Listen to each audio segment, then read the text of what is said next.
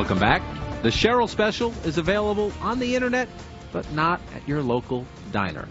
It's a scathing reference to Hillary Clinton's State Department Chief of Staff, Cheryl Mills, written by Clinton ally and Democratic activist Neera Tanden. We know about this because of WikiLeaks. At issue, that moment when those outside of Clinton's innermost circle found out about that private email server at her home. Quote, "Why didn't they get stuff like this out 18 months ago? So crazy," Ms. Tanden wrote in an email to Clinton campaign chairman John Podesta. His reply? Unbelievable. Tanden's response? "I guess I know the answer.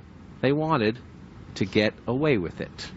Ouch. Republicans are seizing on these. Again, these are documents released from John Podesta's email by WikiLeaks. The Clinton campaign says they won't talk about the specifics because the Russian government allegedly hacked them and gave them to WikiLeaks. But this shows you the angst. Even her campaign chairman wasn't told until very late that she had a private email server in her Chappaqua, New York home when she was Secretary of State. And it shows you the secrecy, some would say paranoia, of Hillary Clinton and her inner circle. When I covered the Clinton White House, Cheryl Mills was part of the impeachment team. She was a lawyer on part of the impeachment team. It's we can keep this from people until the last possible second and only release it if we're forced to release it. What does that tell us about what a Hillary Clinton presidency would be?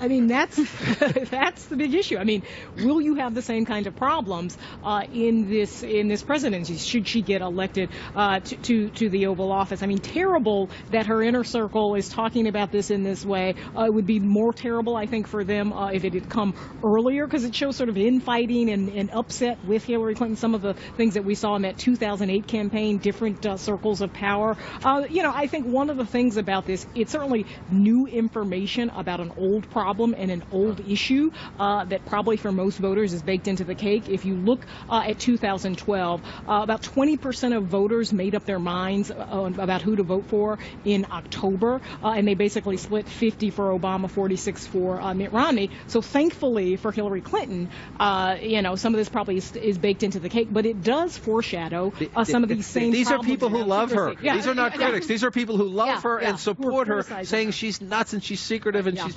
Well,